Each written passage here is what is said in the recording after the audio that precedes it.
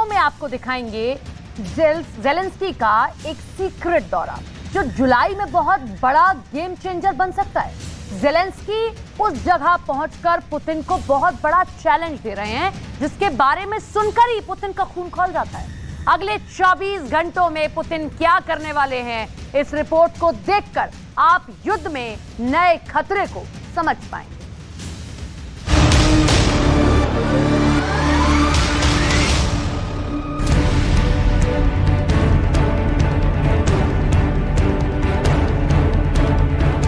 युद्ध के 500 दिन के बाद ज़ेलेंस्की ने बहुत ही गुपचुप दौरा किया है। ज़ेलेंस्की मोटर बोट के जरिए उस स्नेक आइलैंड पर गए जहां उनके मुट्ठी भर सैनिकों ने रूस के एक बड़े हमले को नाकाम कर दिया था। ओडेसा के करीब इस जगह पर ठीक 1 साल पहले बहुत खूनी लड़ाई हुई। ज़ेलेंस्की इस आइलैंड पर उतरे और उन सैनिकों को श्रद्धांजलि दी जिन्होंने रूस के हमलों से डरे बिना इस द्वीप को ना छोड़ने का फैसला किया था। Подякувати саме звідси, з цього місця перемоги кожному нашому воїну за ці 500 днів. Наші Збройні сили, наша розвідка, Нацгвардія, наші прикордонники, Служба безпеки України, Національна поліція, наші зв'язківці, наш народ. Я дякую всім, хто б'ється заради України. ज़ेलेंस्की की यह जमीन एक छोटा सा टुकड़ा नहीं बल्कि यूक्रेन की अपनी जमीन पर संप्रभुता फिर से हासिल करने का बड़ा इरादा है, क्योंकि इसी आइलैंड पर एक ऐसा युद्ध लड़ा गया जो पूरी दुनिया के लिए मिसाल बन गया।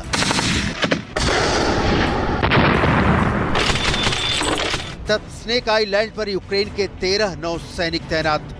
तब दूसरी तरफ काला सागर में रूस का ताकतवर जंगी जहाज खड़ा हुआ था। रूस के वॉरशिप से रशियन कमांडर यूक्रेन के 9 सैनिकों से सरेंडर करने की बात कर रहे थे।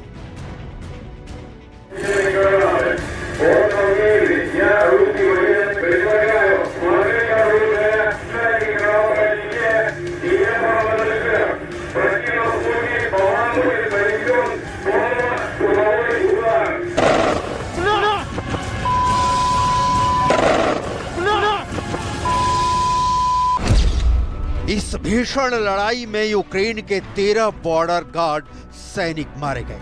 यूक्रेन की सरकार ने सैनिकों की बहादुरी को देखते हुए हीरो ऑफ यूक्रेन के सम्मान से नवाजा। इस युद्ध में शुरुआत से ही स्नेक आइलैंड एक रहस्यमयी जगह रही है। दुनिया में जो लोग इसके बारे में नहीं जानते उनको यह भी बताया गया कि यहाँ सांप पाए जाते हैं, लेकिन ये सच नहीं है।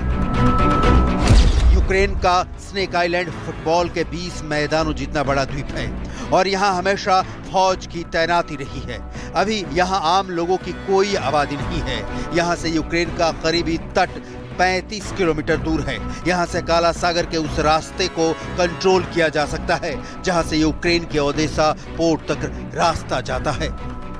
जब से यूक्रेन को हाईमार्स जैसे नए हथियार मिले, स्नेक आइलैंड पर रूस का टिकना मुश्किल हो गया और भारी नुकसान के खतरे को देखते हुए उसे ये आइलैंड खाली करना पड़ा। पुतिन के लिए बहुत शर्मिंदगी थी। ये यूक्रेन युद्ध में रूस की पहली हार थी, क्योंकि स्नेक आइलैंड पहला ऐसा मोर्चा था जहां से पुतिन को पीछे हटना पड़ा। ज़ेलेंस्की की फौज ने पुतिन को इस फ्रंट पर बुरी तरह बेइज्जत कर दिया था। इस लड़ाई ने ज़ेलेंस्की को ये यकीन दिला दिया था कि रूस की फौज को हराया जा सकता है। अब इसी मकसद के साथ वो बखमुत के मैदान में फिर नए जोश के साथ कूद पड़े हैं। Вперед, дякую кожному і кожній। यूक्रेन से बहुत ही खतरनाक वीडियो आए हैं। इन वीडियो को देखकर साबित हो गया है कि ज़ेलेंस्की ने काउंटर अटैक बहुत तेज कर दिया है। इसके पीछे नाटो की धमकी भी है और पुतिन का खौफ भी। यह वो मोर्चा है जहां ज़ेलेंस्की की सेना को हार या फिर मौत, दोनों में से किसी एक चीज को चुनना है। ज़ेलेंस्की के आगे खाई है तो पीछे कुआं है। दोनों तरफ ज़ेलेंस्की का नुकसान तय है। ज़ेलेंस्की दोनों तरफ से फंस गए हैं। नेटो ज़ेलेंस्की से कह रहा है कि काउंटर अटैक तेज करो, नहीं तो हथियार नहीं मिलेंगे। दूसरी तरफ पुतिन की फौज है। जो ज़ेलेंस्की के जवानों को कच्चा खा जाने के लिए तैयार बैठी है और अब यही वजह है कि नाटो और पुतिन के बीच ज़ेलेंस्की बुरी तरह फंस गए हैं। लिहाजा अब यूक्रेन की सेना ने रूस से टक्कर लेने में भलाई समझी है, क्योंकि दुश्मन को रौंद कर आगे बढ़ रही पुतिन की फौज से अब डर कर नहीं रहा जा सकता। ये वीडियो यूक्रेन की 3rd असॉल्ट ब्रिगेड ने बखमुत में रिकॉर्ड किया है। ये काउंटर अटैक की बहुत ही खतरनाक तस्वीरें हैं। इसमें यूक्रेन की स्पेशल फोर्स मशीन गन से गोलियां चलाते हुए आगे बढ़ रही है। आगे रूस के वो ठिकाने हैं जहां उसका सबसे बड़ा डिफेंस कई महीनों से जमकर मजबूत बन चुका है और यहां यूक्रेन का जवाबी अटैक हो रहा है।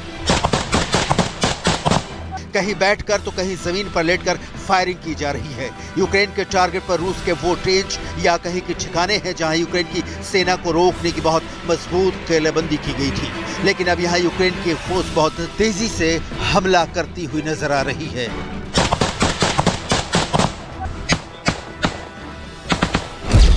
ज़ेलेंस्की ने अपनी बहुत ही खतरनाक मानी जाने वाली फोर्स 80वीं एयरबॉर्न ब्रिगेड को फिर से बखमुत में उतार दिया है।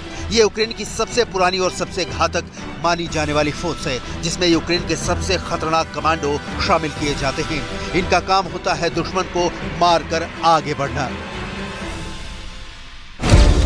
यूक्रेन के एयरबॉर्न ब्रिगेड में जो नए जवान शामिल किए गए हैं, उसको खास तौर से ज़ेलेंस्की की देखरेख में तैयार किया गया है। ज़ेलेंस्की को इन पर बहुत भरोसा है। इस फोर्स को कुछ वक्त पहले एक एडवांस ट्रेनिंग दी गई है ताकि ये रूस की फौज का और जोरदार तरीके से सामना कर सके। 40 दिन के खास ट्रेनिंग में नए सैनिकों को ज्यादा खूनी युद्ध के लिए तैयार किया गया है। इसे यूक्रेन में शॉर्ट टर्म कमांडो कोर्स कहा जाता है। इसमें ज्यादातर फौजी कम उम्र के हैं, उनमें जोश ज्यादा है और अब इन सब का एक ही मकसद है। ये सब जुलाई के महीने में ही बखमुत को वापस जीतना चाहते हैं। ज़ेलेंस्की जानते हैं कि ये मुमकिन नहीं कि बखमुत को फिर से फौरन जीता जा सके, लेकिन इस फोर्स के हमलों से ऐसे हालात पैदा हो सकते हैं कि बाकी मोर्चों पर रूस की पकड़ ढीली हो जाए। ये फोर्स पहले वैगनर के खिलाफ लड़ चुकी है और इसी फोर्स ने वैगनर को कई मोर्चों से दूर भी रखा है।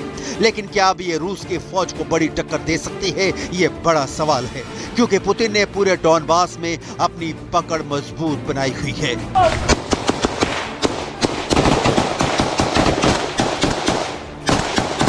देखा जाए तो युद्ध में बड़े बड़े दावे किए जाते हैं, ऐसा हर दौर में हुआ है। इसलिए रूस के दावों को भी बहुत ध्यान से आंकने की जरूरत है।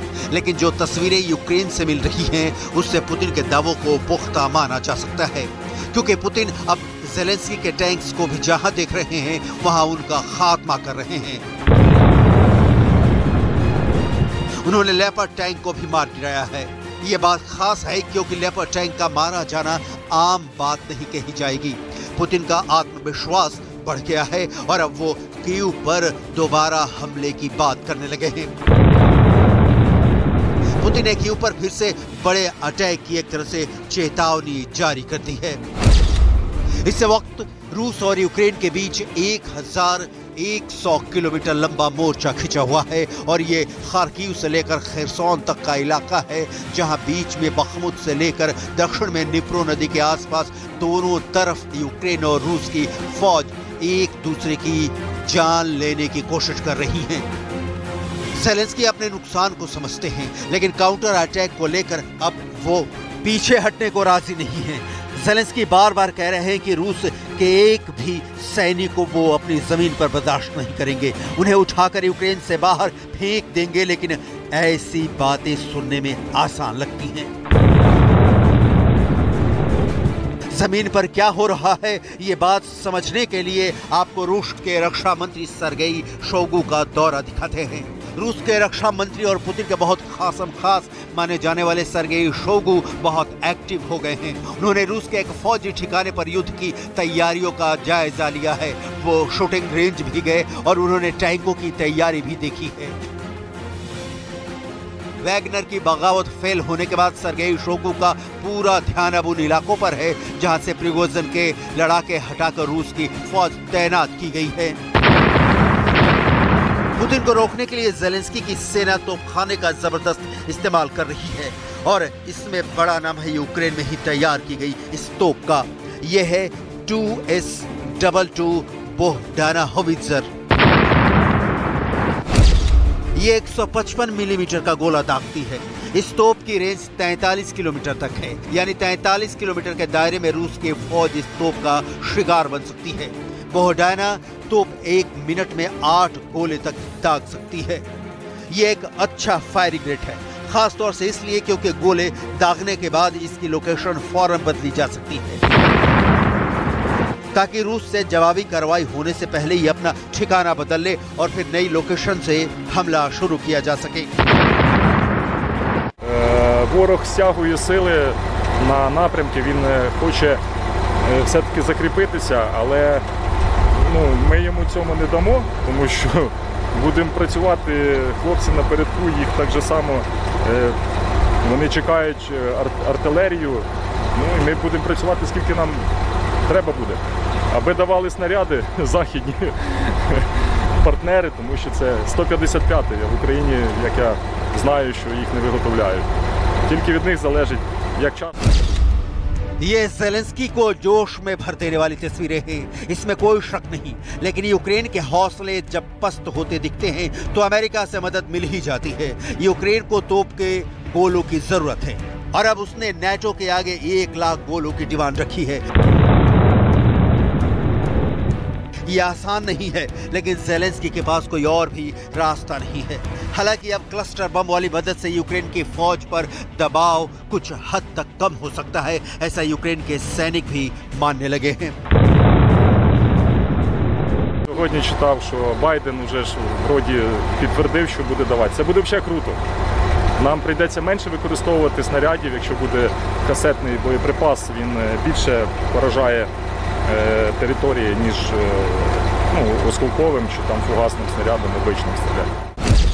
ये तोप बेहतर काम करे, इसके लिए टारगेट पर नजर रखने के लिए ड्रोन का इस्तेमाल किया जाता है।